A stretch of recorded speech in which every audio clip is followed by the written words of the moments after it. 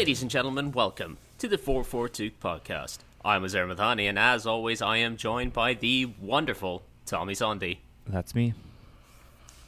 And the tantalizing Tony O. Morning, boys. Excited as ever to do this. Lots of rubbish football ahead for me, so, let's get... Those are the best kind of pods we find. Yeah. It's not good unless someone's team has been rubbish.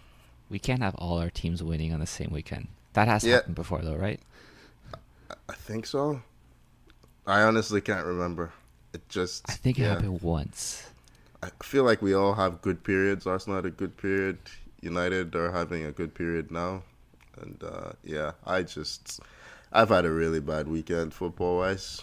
I've had a bad month football-wise. January is the new November for Arsenal. But, yeah. Our condolences, Tony, for Nigeria getting knocked out of the Africa Cup of Nations as well. Can we talk about Iwobi picking up a red card? Because that's exactly, if Nigeria were to go out of the AFCON, that's exactly how I would write it. Yeah, I mean, I think I've said on this pod before, Iwobi is footballing royalty in Nigeria, but he's really testing. You know, the same way Burger King is royalty. Yeah. Shots fired. No, it's like... He's rattled. He doesn't know what to do. I mean, listen, I don't know what to say. I'll do a little roundup of AFCON later on, but yeah. It's a very Pogba-ish red card. With the OB, is a bit unfortunate to get sent off, I felt. But yeah, that would just capped it all off. I needed a nap after that. It's just... Yeah, Tommy, not good. Tommy, I think we've broken his spirit under 2 minutes into recording. Yeah, well, don't worry. Once we get back to the Arsenal game, he will find some hatred and anger inside of him. And we long for that moment. We yearn for it, but... These are supposedly my friends, ladies and gentlemen. Supposedly my friends. We do love you, Tony. We do love you. But, you know... We love to hate you even more. Hate on you, I guess. I think saying that I hate No. You've told your truth. It's out there. It's out there. Yeah. Okay. You know what? Maybe I haven't forgiven you guys for all the shit you were talking towards the end of the Solskjaer reign. Hey, at least Tony, you got a really good descriptive adjective to describe yourself from there before started. Yeah. So you have that. Take that. Yeah, you get tantalizing this week. It's a little less overtly sexual than last time, but still hints at it. Can we get started, please? Let's get it over with. Yeah, you know what? This time I don't mind getting started because Chelsea actually won a game for once. Yeah, Chelsea 2-0 against Spurs. Honestly, a game that I reckon they thoroughly deserve to win, but Tommy, not without controversy, poor Thiago Silva. How did he survive that assault from Harry Kane? I'm not sure. A gentle flick of the fingers, and he goes flying. I'm not sure he's soaring. I'm not sure he's out of the hospital yet. The last I heard, he's still in the emergency. So I'll let you know when he's okay. You know, recovered long enough to score a thumping header, but you know. I mean, that's sweet. That must be, man. I was gonna say I feel for Spurs fans, but I don't. No, you fucking don't. Bullshit. They haven't won. They haven't. Oh, sorry, Tony. But I was gonna say they haven't won. They haven't beat Chelsea at Stamford Bridge. I don't know. Like they said, lost 25 matchups. They've got one win. I thought you were going to say 25 years. Yeah, no, 25 years. Yeah. And then we beat them 3 times this month. They must just really hate us. I was going to say credit to Paul Tierney going against the national hero. Because I do think if he doesn't give that foul, it's not getting overturned. I don't think VAR have the balls to go against Harry Kane. But it's not a fucking foul, that's why. It's a big old dive. Yeah. Big old dive from Thiago. I think the problem is it's just a very obvious hand in the back. I agree. I don't think the contact was enough to make Silva fly like that. But having said that, on the replay, you can't overturn it when you see that hand in the back. So, but Tottenham got some luck of their own, if we're being honest. I think Doherty's like, that is a dark red. It's not an orange card. That's a dark red. There's no how. I don't know how that's not given as a red card. It's like, yeah, he should have been sent off. But I should say about Thiago Silva, what a smart player though. Like, he knows he's not getting there. He's overshot it, and he just dives down and gets the call. I don't know. This is what we're calling intelligence? I am not condoning this. I refuse to condone this. Instead, I will condone Hakim Ziyech, because holy shit! What a pretty goal. Ever since, you know what's a shame? That's not the goal of the weekend for me. It's not. You're using the other goal. For me, this is goal of the weekend. Yeah, I might agree with Tommy on this. It was really that's just postage stamp. Look, it's a gorgeous goal. It's pretty. You can put it on loop and delicious. Okay. Eat it up. Okay. But it's not my favorite goal of the weekend. That sounded a lot worse in my headphones. But anyway. Yeah, why was loop mentioned right there? But I just, you know what? I want to say something about Ziyech. Yeah, he came in from Ajax, and we were expecting a lot, I think. He beat us up in the Champions League, I remember, before we signed him. And then he's been injured a lot. He's come and he's been like wildly inconsistent in games. He's had some flashes here and there. Even this season, he's played a lot more, and he's been inconsistent. But the last, against Brighton in midweek, he was really good, I thought. One of our bright spots. And then this game was probably his best game for us, I would say. He's just one of those players, right? He's a creative guy. He dribbles a lot, and he's just going to be, these type of players are inconsistent by nature, right? You can't expect an amazing performance from them every time because, they are going to be wasteful at times. They are going to hold the ball on too long, that sort of thing. But when it comes together, you have a really special player. And Ziyech has showed that. I think the last he's getting the starts. So Tuchel obviously is trusting him, and now he's performing, and it's great to see. And he caps it off with that goal, and he had a couple other really good chances too. I think Lloris made a nice save on one of his. You could see after he scored that goal, his confidence was so high. He was picking up the ball at the edge of the box and shooting at every opportunity, and they were, for the most part, quite good attempts too. I mean, this is how inconsistent Ziyech is. The last podcast, Tommy was fuming at him. I know, right? Exactly. You're right. I was like, this guy's so wasteful, right? Yeah. Maybe, Tony, have we considered that it's not, in fact, Ziyech, but it's Tommy who is inconsistent? I think so. I mean, one moment he's praising Lukaku, the next week he's... wait. About Lukaku, I think you guys said in the pregame chat there that he was rubbish again. Yep. I thought he actually had a okay game. You paid £100 million for this guy to airshot his best chance. We played $100 million to have an okay game. To run around a bit. I was gonna say this is sounding awfully like Uzair defending Sancho, who has disappeared off the face of the earth. Why am I? He's literally been off last week for bereavement. He's been off all season. His aunt passed away. He's been off all season, mate. I'm not accepting Sancho shots this week. Any other week, fine. But the kid's off for bereavement because his aunt passed away. I am not accepting this. All right, you're just a couple of Thomas Franks, is what you are. He gets a week off. We will get back. We will get back to Thomas Frank because that man has had a week.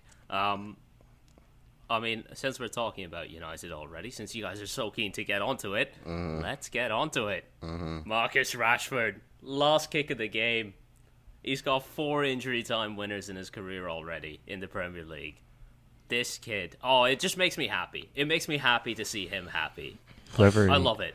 I fucking love it so much. If one player needed a goal as bad as that, it's Rashford. He got that. He got one that against midweek. Brentford, Yeah, he got that midweek. That's right. This he is did get him one just midweek. kicking on from that. Yeah. Off the bench again, scores again. Yes, please, Marcus. Thank you. It was honestly the thing that made me happiest about this performance, other than everything, was that there was no defensive collapse at any point during this game. United were completely sound. Like, West Ham had a couple of chances off corners and free kicks, which is kind of what you'd expect from them, considering how well built they are to take advantage of set pieces and how generally poor United are at them. But there was no moment where, Maguire lets a ball pass through his feet, or there's a 2-on-1 counter attack. And oh no, there were moments. XG There was were like moments. 0.25. They. But United see them out exactly the way they should. Relax, Tony. Yeah, Relax, Tony. I was gonna. I mean, United were good. I just felt West Ham were rubbish on the day. Like maybe we made them play rubbish. You made Antonio trip over his old feet while he's running at Maguire. Look, United were good. If there's one thing, Maguire's giant head can be very distracting. Caught his own reflection in the sheen of his forehead. He didn't know what to do. If there's one thing, Ragnar, happens to the best of us. Are we still describing foreheads anymore on Maguire's forehead? He's just trying to stop you from criticizing. It has his its defense. own zip code. Tony. I was relaxed. Hold on. I was gonna say if there's one thing Ragnick has brought to United's team, it is defensive organization. They seem to have more of an idea of what to do without the ball. At least you're hoping that it can start to come together more offensively. It hasn't quite happened yet. No, this game was. I mean, we had, I think, maybe two total. We had obviously the goal at the end as a major chance, but there was maybe like half a major chance before that in the entire game, which is something they still need to work on. But starting from that solid defensive base, it's a good way to go. Yeah, I felt like West Ham didn't read the game situation really well. They hadn't played well, and yet they were still gonna get a point. And it felt like they lost the game trying to win it, pushing their fullbacks really high up. But I just enjoyed seeing United. They put their talent on the pitch. Of late, it seems like the talent hasn't been trusted. Elanga, who is a promising young player, he's not quite at the level of some of the players that you have. But United. Are you trying to say that Anthony Elanga is not as good as Edinson Cavani? I am trying to say Anthony Elanga is not as good as Edinson Cavani, yes. But United finished I just wanted to check. Yeah. United finished this game with Rashford on the pitch, Ronaldo on the pitch, Cavani on the pitch, Martial on the pitch. One of those players, if they play with if they can get that much attacking talent on the pitch, they'll win a lot of football matches. I think Bruno Fernandes was still on the pitch as well, if I'm correct. Yep, playing technically in the double pivot in midfield by the end. Why not? Why not? Just fucking get everyone on there. He went full Ole Gunnar Solskjaer, and United had 18 shots in this game to West Ham 6. A lot of fans were losing their shit. They felt Cavani was offside. It was really fun to see people didn't understand perspective. But So good guys, for United. The amount of people just drawing lines off a wonky photo is just. It might be my favorite part of football Twitter after a game, just the outrage. Yeah. Guys, question here: West Ham, what do we think? They're out of this top four. They need to sign a striker because Antonio's running on fumes. They are battling with Arsenal for 6th. I think that's where they are at. They're not making top 4. Yeah, they got 8 losses already this season. And usually against the top teams is where they've actually performed pretty well. And now they've dropped points to United. Yeah, I think West Ham's run out of steam. They had a good... Hang on, Tommy. Are we a top team again? What did I just say, Tony? Did I just say that? I think you just described us as a top team. Please. I guess continue to feed this. You are in 4th place right now, so I guess that kind of gives you the... Yes, sir. Yes, sir. Credit. But yeah, West Ham, they're slowing down. They've had that great. You see that you have one team that starts out really well, first half of the season, and then they just can't sustain it. We saw that with Leicester, I think, last season as well. I mean, I think it's just a case of what we expected before the season to happen, where their squad has gotten stretched pretty thin. Yeah, and a lot of their players are tired now. A lot of their players have been run into the ground between their Europa League campaign, them going quite far in the Carabao Cup, and then you try to sustain a top 4 challenge as well. Like, that's not easy with the squad they have. I think Ogbonna has been a huge miss, really. I think he's been injured for a while, and Craig Dawson is he's a decent center back, but they had the complete package back there with Ogbonna and Zuma, and but yeah, Zuma, that part. Zuma's back though. He is back, yeah. So he's got one part, yeah. So that's something. But yeah, a signing. They got 1 week to maybe sign attacking players. So we'll see what they do in the transfer market. Well, I mean, we might as well dip our toes into it now, Tony. Sure. Arsenal 0, Burnley 0.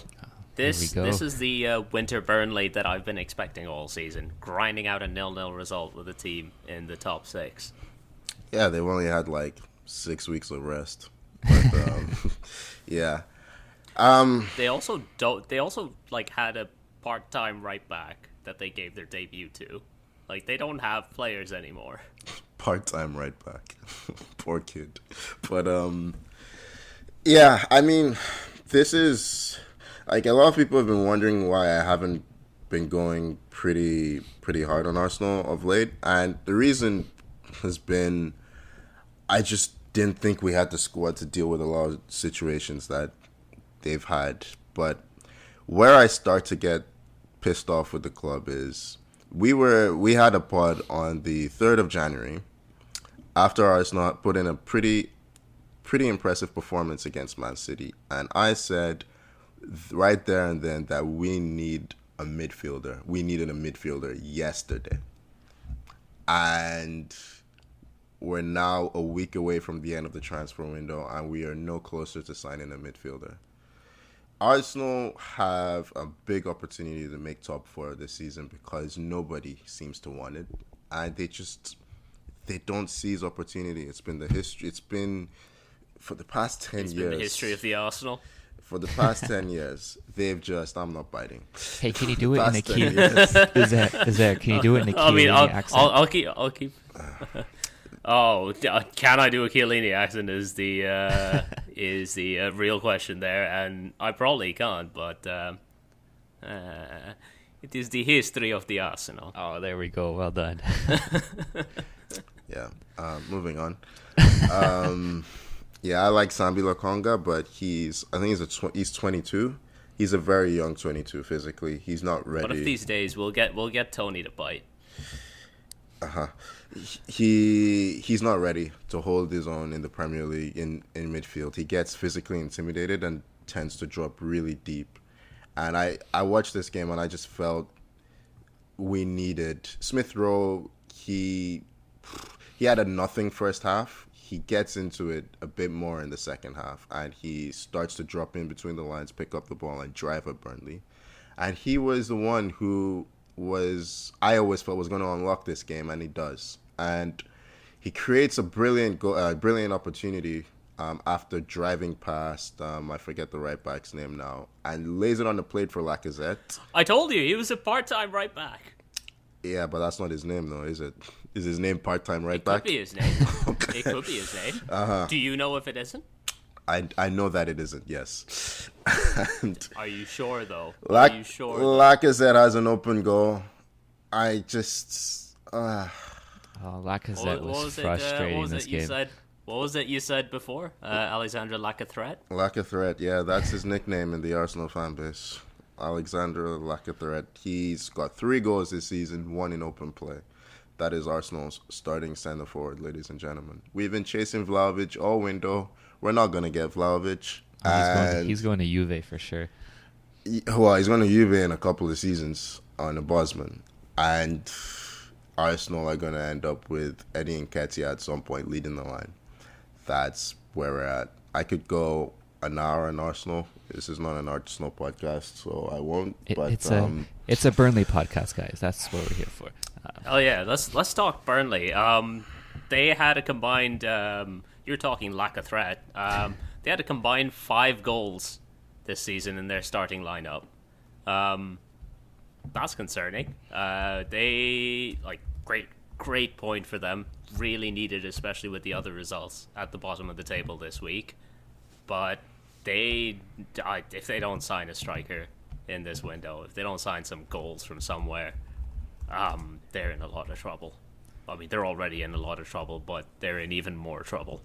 Yeah, that's it's a huge point for them because we saw that Newcastle won, Norwich won as well.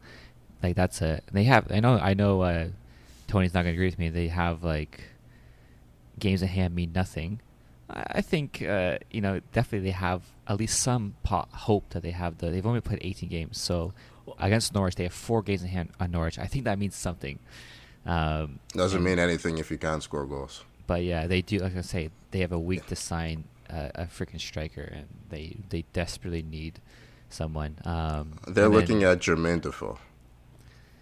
Yeah, he's on. Honestly, he's take it. I take it at this point. He's why playing for not? Rangers, right? Fuck it. Have you watched Burnley? Reunite him with. Have you watched Burnley play? Reunite him with Aaron Lennon.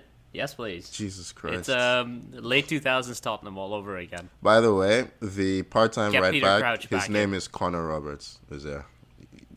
Just so you know, Connor Roberts. That is the most part-time name I've ever heard. Poor kid. I apologize to anyone named Connor or Robert. Roberts. Speaking of oh, my bad. I'd forgotten it already. That forgettable. Please move on. Before I get myself into more trouble. Yeah, you're already in trouble with. Moving on to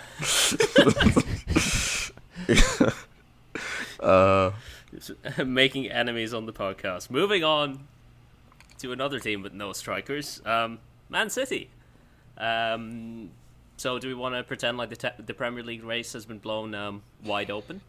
No, because this was. We could pretend for a couple of minutes. It would be fun. This was apparently Man City's best performance of the season, according to Pep. Pep Guardiola press conference, for those who are unaware, Man City drew 1-1 with Southampton, and Pep, he's so happy. So good. So happy.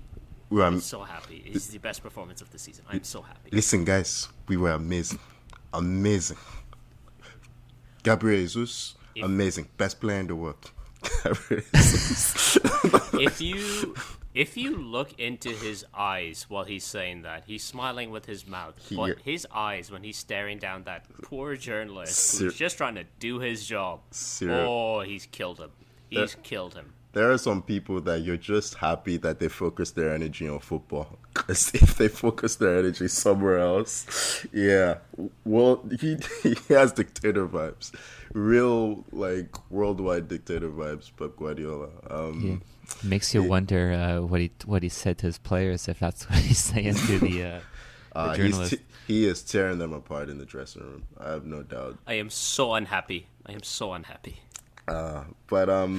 I mean, City weren't terrible. They played pretty well. They hit the post twice at least. Gabriel Jesus should have won the game. Southampton gave them a hell of a game for about 60 minutes, and then City just beat the crap out of them for the last half hour. That was a fantastic goal from Kyle Walker-Peters. Yeah. There were a lot of good goals in the past weekend. But I love seeing an outside the boot finish. Yeah. I think Moutinho had one in the Wolves game this weekend as well. But there's something sweet about seeing an outside the boot finish go in. It's really, really pleasing on the eye to watch. Yeah, I mean, we've said that City hit the post a couple of times, but honestly, it felt like the only way they were going to score was from a set piece. And I think Southampton will be really, really disappointed in the way they conceded that goal. 3 players unmarked at the far post is not a good look. And I can't remember. I think Laporte ran right in front of Broja. It was Broja raising his arm. And he's just raising his arm, not following his guy. Yeah. And, De Bruyne had an absolute howitzer come off the post. Brilliant. KDB special. He was probably City's best player on the day, I thought, De Bruyne. Yeah, absolutely. But it's a bit of a blip. You never know what could happen. Maybe they lose next week. But I refuse to believe there's a title race. I don't care if Liverpool have 2 games in hand and whatever. It's over. City have it. Yeah, I mean, the problem with City, with Liverpool, is that you don't know that they're gonna win all their games from now to the end of the season, which is what they need to do basically to win the league. So, wait, question: who was that had that studs up challenge on Laporte in that game? I can't remember the name of the player on Southampton. Was it Armstrong? It might have been. Yeah, it may have been Armstrong, but he gets Laporte studs right in the thigh, and I'm wondering, that's not a red, but why is that not a red? Because it studs up. It's on the foot. It's on the leg. To be honest, by the letter of the law, he should have been sent off. I think like a studs to the thigh is not like an injury risk the same way as studs to the knee or the shin are. Yeah, I think that's what it boils down to. Which is what makes it makes it more palatable, I guess. Like, it's a reckless challenge. It is, yeah. Yeah, I mean, Laporte showed the pictures afterwards. I saw that. It's nasty. Yeah, it's pretty nasty gash, yeah. But, yeah, Armstrong was definitely fortunate. Southampton were also fortunate with the potential penalty call, which on another day could have gone against them when De Bruyne was brought down on the edge of the area. But I think he was adjudged to have been just outside the box. But foul started maybe like 3 inches outside the box. Yeah, but it's not about where the foul starts, though. It's about where it ends. It's exactly about where it starts. No, it's about where it ends. It's about where it ends. It's where the last contact is. So you can foul someone outside the box, but if you continue fouling him in the box, then it's a penalty. Like, I'm 100% sure of that. It's about where the foul ends, because you're giving advantage the entire way. Right, so if you're still fouling him afterwards, I'm not sure about that. But yeah, because Tony, if they call it right, they're gonna call it back to when contact was first initiated. That's what I thought. No, well, it's okay. If you are fouled initially outside the box, like say someone's holding your shirt and it starts outside the box, but you're still holding his shirt when he's in the box, then you give the penalty. That's why I'm fairly certain. I'm fairly certain they give the free kick in that scenario. Okay. The foul starts outside the box and continues in. Like, I'm fairly sure I've seen free kicks given in that situation. I'm in agreement with Jose here. I've always seen that. They've always called it. They review and they always call it back to where it started. But do you remember 2-1, Tony? Do you remember last week? Was it when against Chelsea, where I don't remember who was fouled, but it was Rudiger.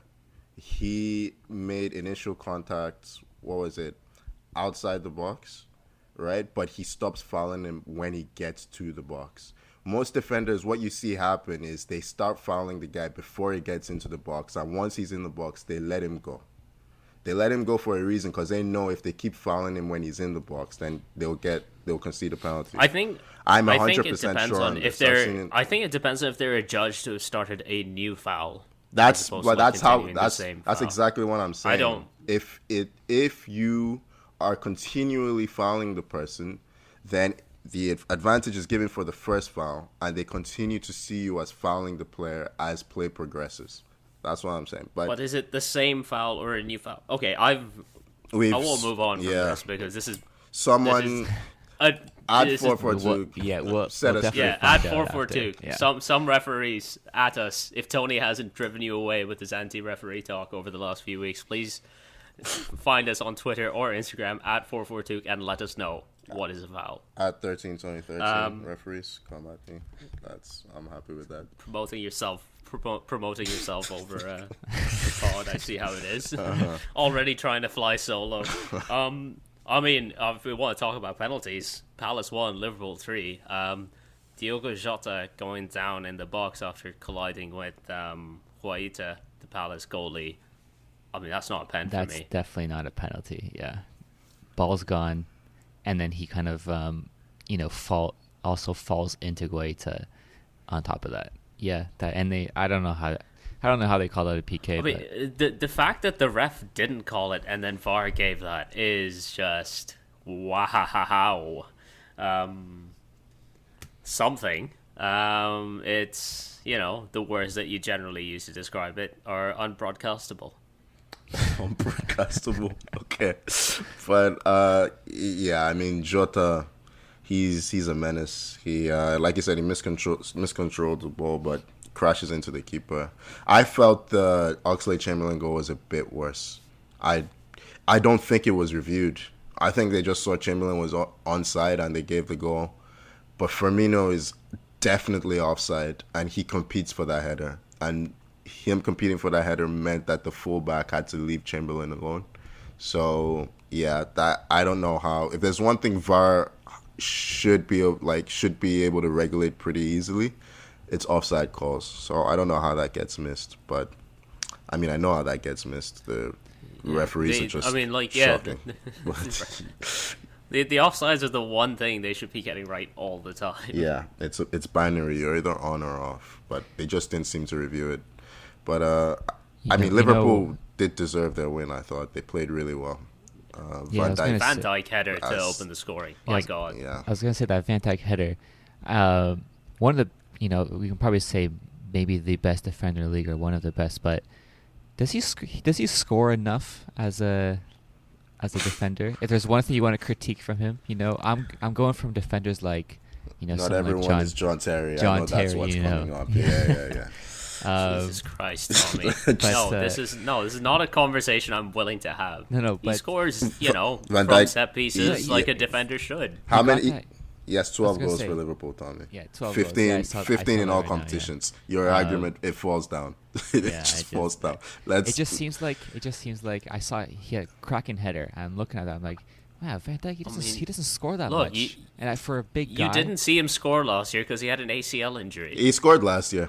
1 in 5. So it's still not. There you go. It's not even that. Yeah. Tommy, sit down. I'm gonna criticize Van Dijk a bit more. I'm gonna say he should score more for a guy that's that tall and that strong. That's such a nothing criticism for like a centre back. This is Liverpool. My centre back doesn't score enough. This is not a criticism of Van Dijk, but I think he's lost a bit of speed and agility since coming back from that ACL injury. He gets turned a lot more, but he's not as fearsome as he once was. He's still the best centre back. How old is he now? He's got to be 30 or 29. I don't know, but 29. He's 30. But is it 30 now? Yeah, he's 30. But he's still the best center back in the league. I don't know why we're criticizing him at this point, Tommy. It's not no Liverpool. Tony, don't lump me in with this. Don't lump me in with this. This is all Tommy. I refuse to be. We have to find something to included. Be critical of Liverpool. Okay, so I'm putting it on. Liverpool have scored the most goals in the Premier League this season. Their problem is not Van Dijk needing to score more goals. Tommy. It's just not their problem. No, I didn't say it was their problem. I said it was more of a personal thing from Van Dijk. I would expect him to score more goals, given his just dominance in that, but I thought he had more. Anyhow, you thought he had more, yeah? Okay. Fucking ridiculous. Okay, I'm moving on from this. Please do. Brentford 1, Wolves 2. Thomas Frank is having himself a week. He is very upset all the time now, and I'm really enjoying it. He's been a great addition to the Premier League. He's so salty. Yeah. He was so salty after the United game in midweek, and he was so salty after this Wolves game. Oh, it's wonderful. We need more of this. I feel like the pressure is getting to him a bit. I think they've lost their last 4 games. Yeah, they've lost 4 in a row. Yeah. Yeah, and I think even before that, they weren't in fantastic form. I mean, look, they played really well against United in midweek, and they kind of wasted a lot of chances in that game. And I just feel like the way United came back and thrashed them has kind of set him off a bit. I mean, no one's criticizing Brentford, so I don't know why he feels this way. No. Everyone after that game that I saw with a relatively reasonable take was like, yeah, Brentford played really well, didn't take their chances first half, paid for it second half. Happens. Yeah, you know? and Like, Wolves are not a team you want to fall behind against. They're really organized defensively. I mean, Tommy's talked about that goal, the João Moutinho's finish outside of the boot. I Brilliant. mean, Oh, that was a beauty. all of the goals in this game were gorgeous. I felt Ruben Neves, his shot should have You been can say saved. you can say a keeper should have saved it while also praising the goal. I It just- was a well worked move and a well taken shot by Neves. Should a keeper have done better? Maybe, but I like Ruben Neves, and I need to talk him up just in case we try to sign him at some point. I hope you don't. But I'd even Tony's goal. His volley was fantastic. But Yeah, that was my favorite from the bunch, is because he's got the ball comes in over the top, lofted ball, not much pace, and he's got to time that perfectly at the back post, and he hits it probably as sweet as he can. Perfect contact on that. I've just looked at the stats. 3 shots on target in the entire game. Everyone flew in. Everyone wants a goal, yeah. Yeah. But yeah. I would like to know how many more games do Brentford have to lose until we get a Kevin Keegan style meltdown in a press conference from Thomas Frank, because I kind of want to see it. Probably next week. I don't know who they play next week, but the way he's going. He's not on the touchline next week, is he? Because he got sent off. He got sent off after the game because he started arguing with, I think, Moutinho after the game and started getting up in the referee's face. Apparently, he got booked and allegedly told the referee, "Why don't you just give me the second one as well?" And so the ref was like, "All right, sure." Yeah. I mean, there's no football Premier League football next week, but they get City when they come back from international break, so it's a good game to take off, I think. Good game for it to take off, yeah. All right. He just wanted a longer break. He can go on a bit of a holiday now. Right. Watch them beat City. I mean, Watch them beat City without him, and then he can't bask in it. But and then we'll get the Pep meltdown in the press conference, right? one or the other. he'll call it so good. Brentford, they're so good. Best team in the league. They're one of the best teams in the league. Yeah. I mean, They played a long a balls. team that kind of looked like one of the best teams in the league last weekend was fucking Norwich. They beat Watford 3-0, and this is the game that had my favorite goal of the weekend because holy shit, Josh Sargent. Scorpion kick? Yes, please. Bar down? Yes, please. I mean, that's everything I want in a goal. Yeah. Shit cross? Yes, please. The One more Giroud tribute. Yeah, there it is. The final checkpoint. Yeah. My sweet, the Giroud tribute. I love it. It's wonderful. It's beautiful. A goal almost as beautiful as the man himself. I think that was his first goal Almost. for Norwich, wasn't it? Yes, Sargent. it was. Had- what a way to get your And first he one. gets another one too. Thumping header. I felt the defender should have been more alert. He seemed to feel he had so much time, but yeah, I mean, despite all this, I think the highlight of the game was, the lights going out. half the floodlights failing. Yeah. I mean, that's proper like men's league, Sunday league football stuff. Like someone's forgotten to like put a coin in the meter to keep the lights on. You have to go find the one guy that has a key to the box. Yeah, but then Crowd absolutely loved it. Yeah, but Mike they got the Dean loved lights. it. Yeah, they got the lights on, and then they went back out straight away. But yeah, Mike Dean, he was loving it because he give Mike Dean any bit of power, and he makes. He thrives on it. He thrives on the scenario. He was built for this. Yeah, But Watford, though, I mean, it's a bad loss. It's a really bad loss for them. they are in a really bad run of form. And Dennis got sent off as well. Oh, fucking Dennis. He just reminded me again of me captaining him in fantasy. Why did I do that? Watford are 19th. Ranieri has not had the desired effect. I mean, like this is Watford. He's gonna be fired like within the next week or two. Yeah, I mean, it's an international break now. They might just fire him this week. I would not be surprised if they do. Actually, that could happen definitely. Yeah, he looked. I mean, like really upset. Watford average about 3 managers a season, so. Well. We think they're going down. They spend more on. Honestly, they might. I think that I still think that if they get Sar back and Dennis, they have Dennis. survive. That's the thing. Well, no, once they have Sar and Dennis together, I think they have the firepower to actually score goals and stay up. But I mean, it's interesting at the bottom now. Like, I think you're going to see more teams going around. Like Norwich have won 2 in a row, but they're not going to sustain it. Like, they're probably going to go on another losing streak and drop down. Newcastle's won a game. They're actually. You say that Josh Sargent might just become the next coming of Leo Messi. We don't know yet. We don't know. You're right. But what if Burnley goes on a bit of a run and they're suddenly looking like they're getting out there? I wasn't ready for Tommy to agree so readily with that. They just took it in his stride. Okay, right, Josh Sargent, let's go. It's one team that we're probably gonna talk about next that might get lumped into this is Everton. Yep. Because I mean they lost again. Big Dunk is in charge with same old Everton. I mean, Little Buendia scoring the winner from a header from a corner is ridiculous. It's just ridiculous. It was a fantastic header, though. It's a fantastic header, but it's terrible marking. If Pickford had slightly longer arms, he saves this, and he also no, because he got full fingertips on it, and he also managed to push it away from his guy who was on the line. Yeah, if he doesn't get a touch, that's dropping right on Townsend's head. Yeah. Everton are having some season. It'd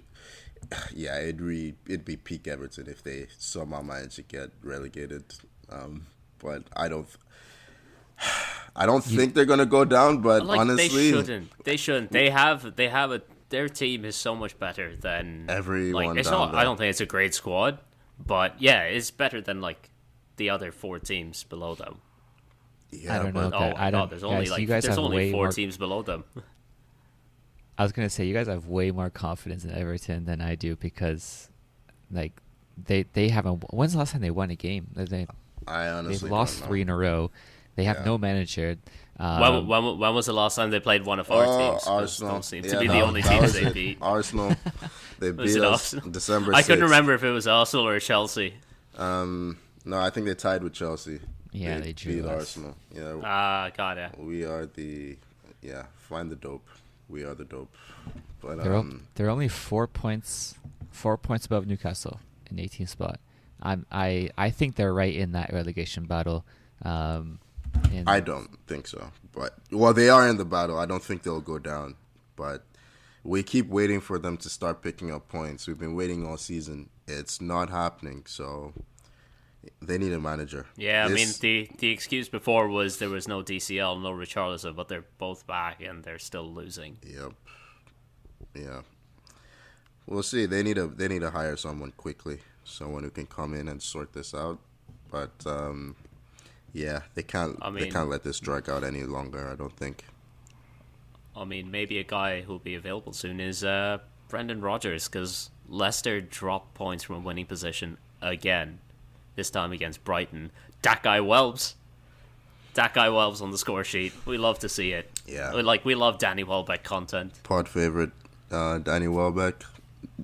Man United and Arsenal cult hero. I was going to say legend. But considering the issues he's had with injury. You can say legend. You can say legend. Okay, Man United legend, Danny Welbeck. Considering the issues he's had with knee injuries, I'm just always happy to see him still performing at the highest level. And I think a well-deserved goal. He's actually been a fairly good impact sub for Brighton this season, especially of late, because I think he scored against Chelsea a few weeks back as well. He definitely did. He gives them something different with his physicality. Leicester they played really well for large spells of the game, but it seemed towards the end of the match they ran out of steam. Common theme with Leicester towards the end. Brighton completely took over the game for the last 20 minutes. Yeah, they could have won it. The goal felt inevitable. Yeah, and with every game that Leicester play, them conceding always feels inevitable. Yeah. You know what's about that goal? It was actually Neil Mope who crossed that in. Yeah. For Welbeck. which I was like, whoa, I didn't know he had that in his repertoire. It was a fantastic ball too for him. Neil Mope is good at everything except finishing.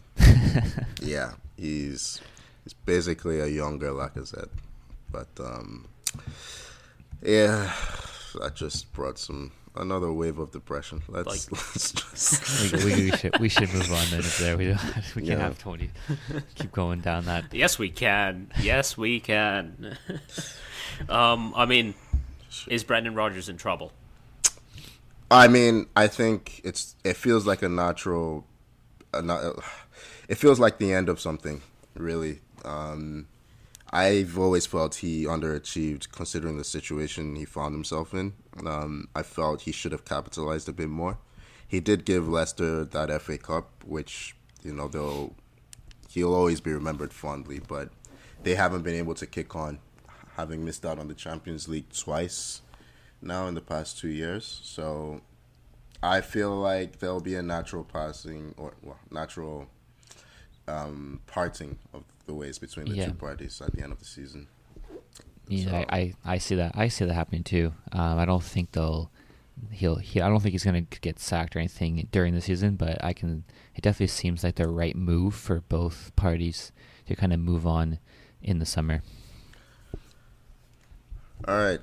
Do we want to move on? Yeah. Final game of the week is Newcastle picking up a win away to Leeds, and I have one question of Ilan Meslier. How the fuck are you conceding to John Joe Shelby? How is he a goalie? Voldemort himself. Fuck, he put a spell on Meslier.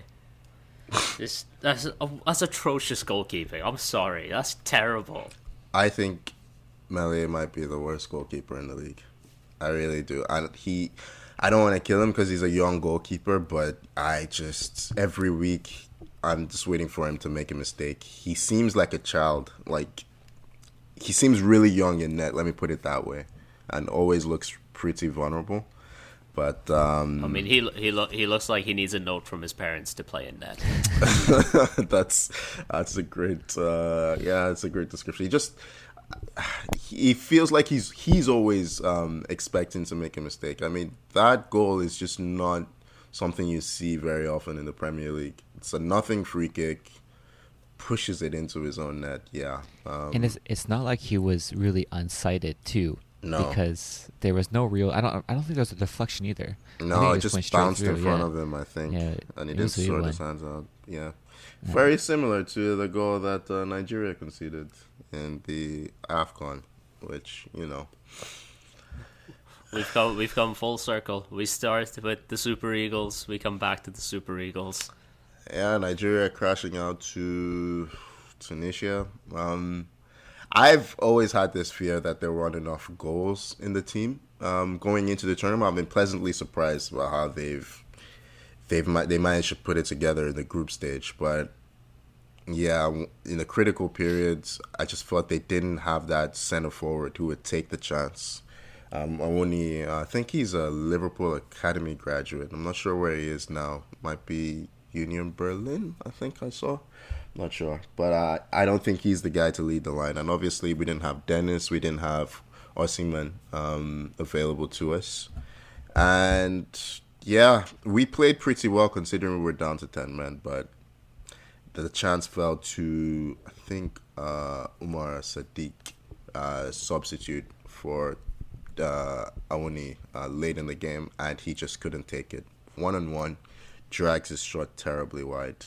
And the Super Eagles, they have flown out of the competition in spectacular fashion. So we need to check on friend of the podcast, Ben, because he was chatting a lot of shit about Nigeria in the lead up to this tournament. The best team in Africa. They play the best football.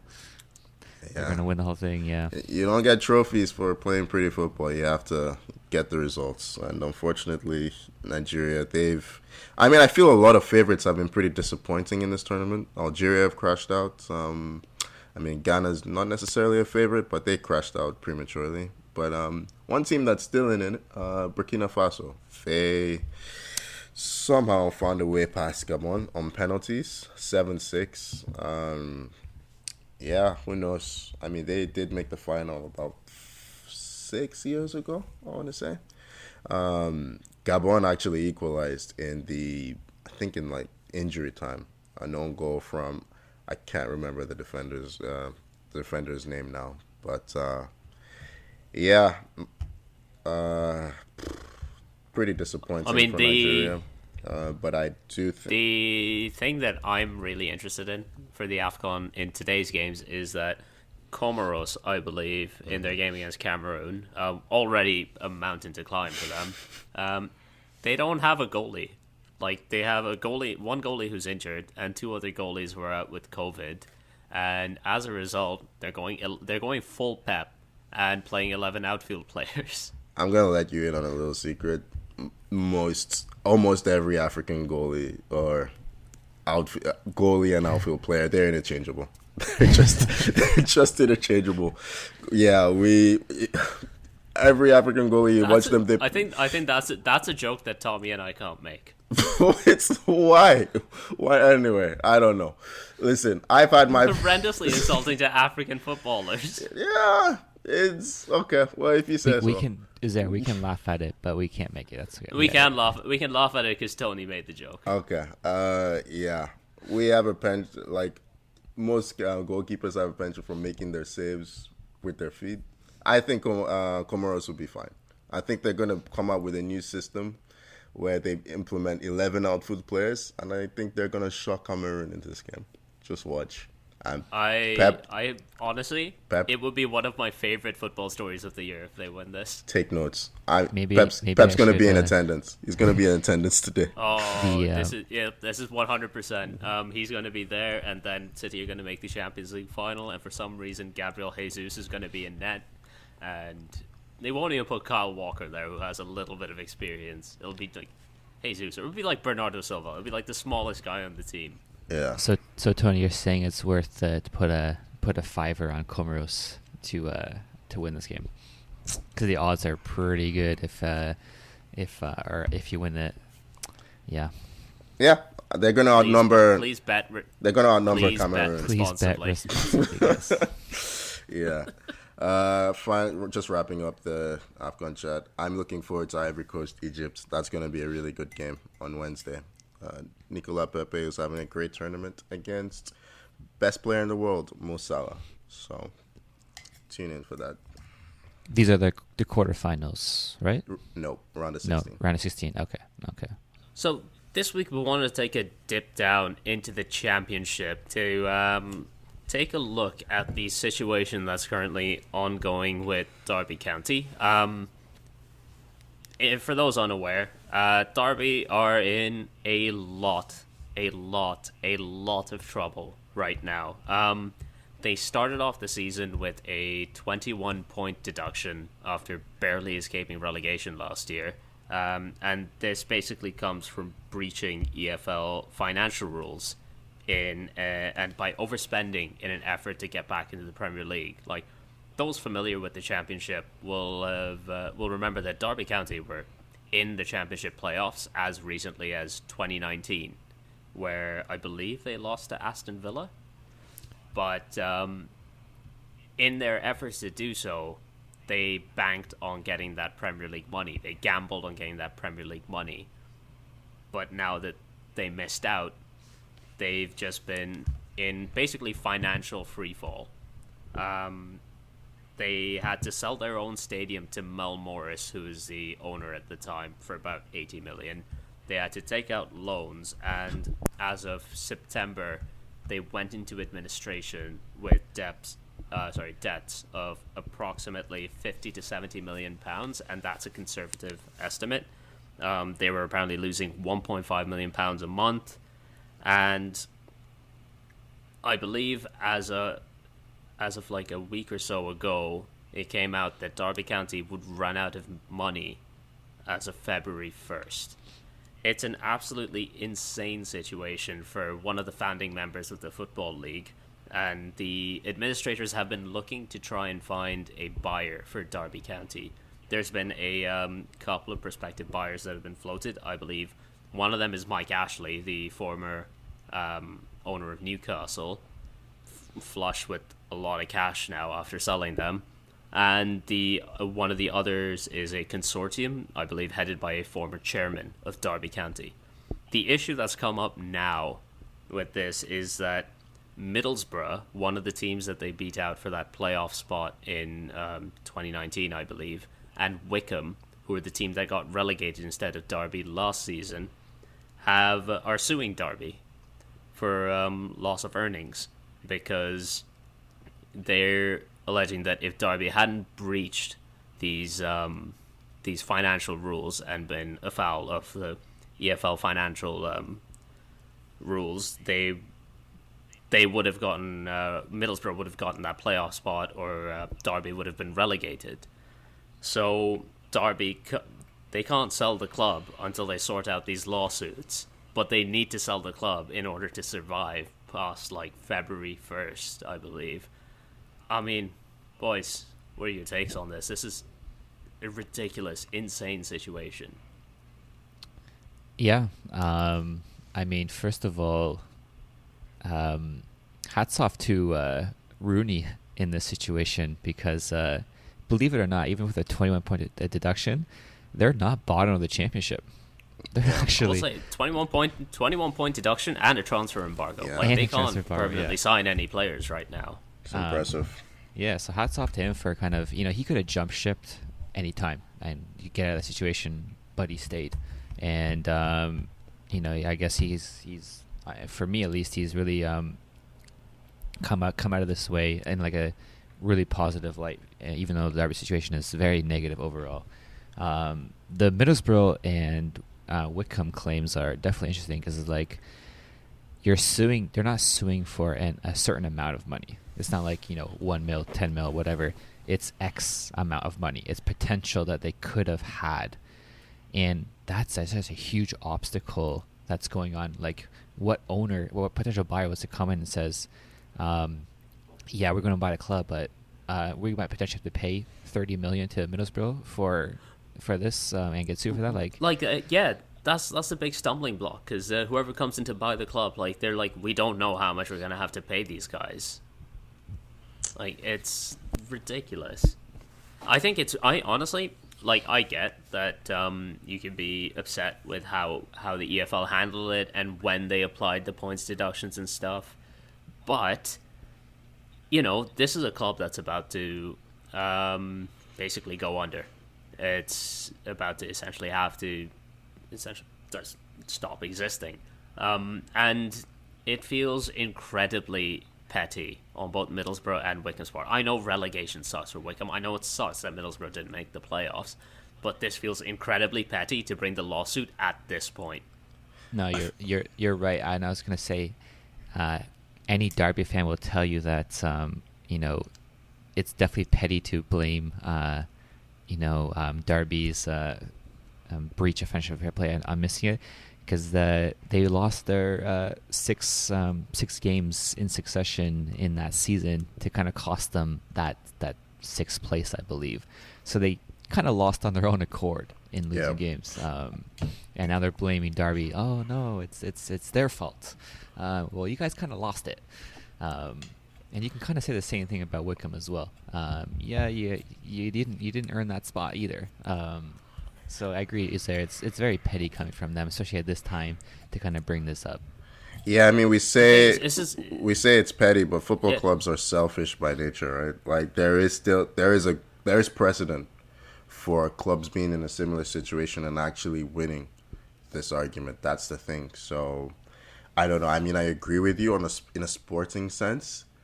It's ridiculous. Well, it's not even a sporting sense for me. It's just, morality. This is a club that employs a lot of people. It's a historic club that has such a connection to a fan base. I mean, one of the founding members of the Football League. It's been around for a long, long time. Yeah. And just essentially blocking these takeovers that would, they might not survive relegation or something, but it would at least save the club. It's something I'm struggling to stomach. One thing that I read was that UK law actually says that legal claims cannot be made against an organization that's in administration that's just what I've seen. I don't know if that's 100% true, but if it is, then technically that means that the EFL is kind of ruling contrary to UK law in this situation, if that is the case. Well, no, but the thing is, the issue with that is they don't actually have to sue. They just have to be like, we're going to be suing you exactly like you said, for X amount of money, yeah. because then all of a sudden, like, the people coming in to purchase are just like, okay, we have this much to buy the club.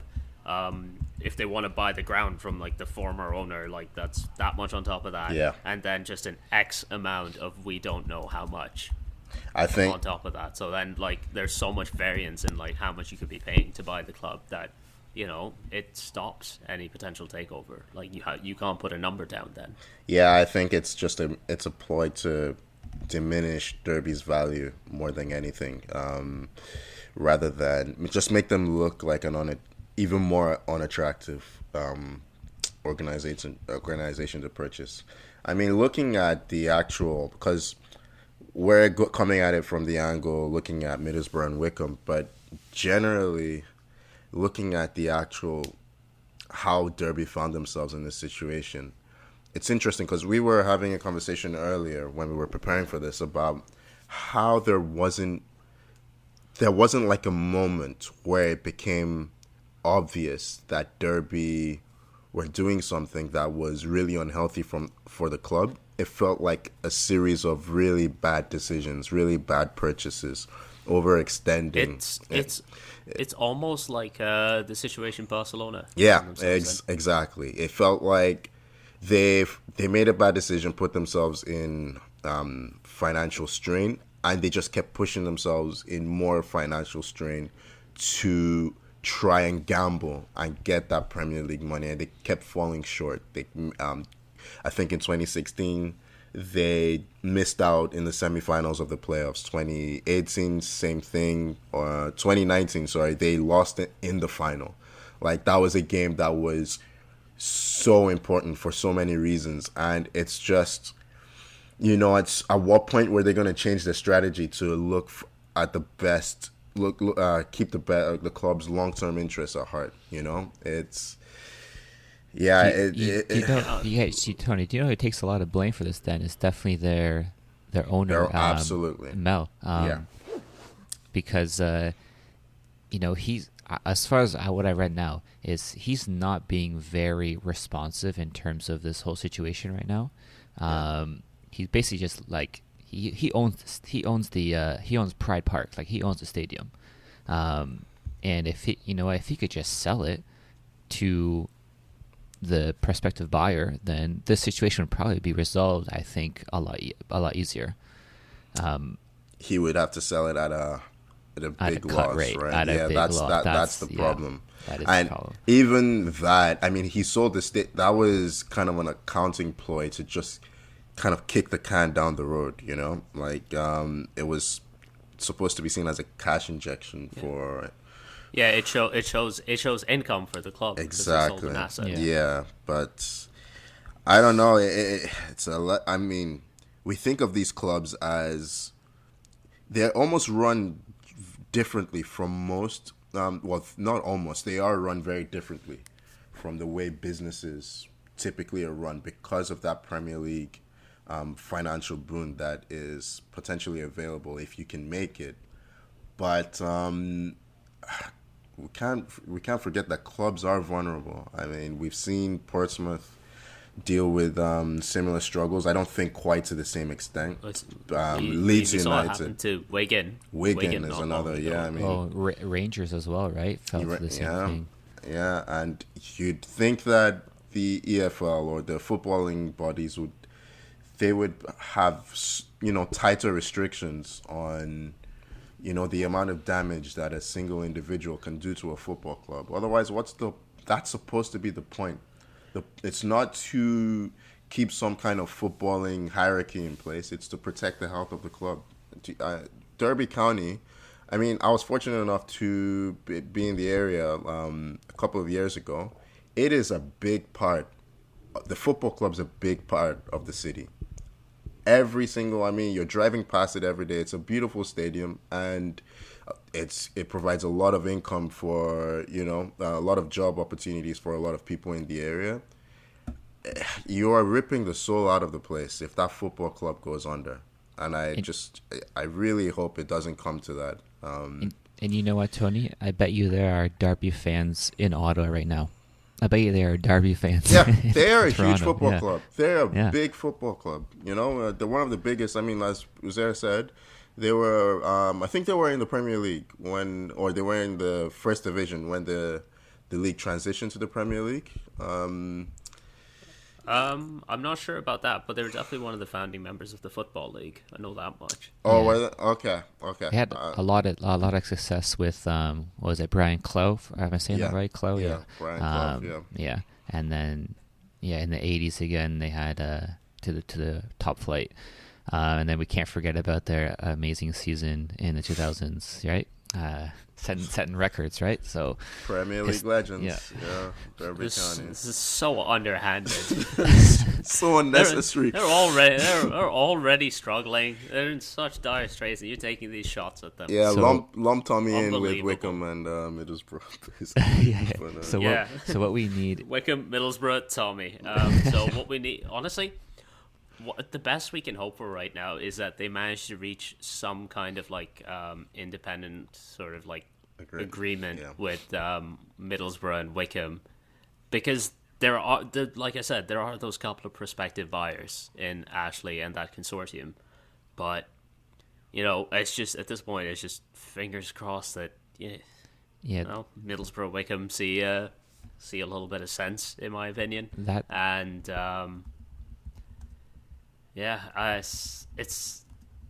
I'm holding out hope that it works out, but I'm afraid for them. that seems like definitely the most. You think the logical way is Wickham and Middlesbrough either drop their claims or they come to some sort of, they accept maybe a nominal fee. Maybe they accept 10 mil, 20 mil, whatever. Maybe they have an actual number, and then the buyer that's there is okay, they agree to it. Yeah. That seems like the kind of the most cut and dry way of getting it done. And then you see someone, I think you said Mike Ashley was a potential or a prospective bidder. I don't know. I don't know who else, who the other two was. I heard there was 3 potential they had in terms of bidders. But that just seems like the most logical way of going about it. Yeah, honestly, I think we are hoping that they get an extension on this deadline that's been set. But as it stands, Derby basically have a week to figure stuff out. It's it's a really concerning situation, but we will be keeping our eye out on the situation and hoping that it plays out favorably for Derby. Hoping for the best for Derby County. Yeah. Look, I think that wraps up everything we have to talk about today. All that's left to do is to say, please follow us on Instagram and Twitter at 442 and subscribe wherever you get your podcasts. Thank you for joining me, Tommy. Cheers, guys. Always a pleasure. And thank you for joining me, Tony. Yeah, thanks for the therapy session, boys. Always. Always glad to help. I don't think it was a good one for Tony. No, I don't. I think we would make great therapists. Really helping you confront your fears and problems here. My comment was not an endorsement. Just so you know. I will be framing it differently. Thank you so much for listening. We'll see you next week. Bye-bye.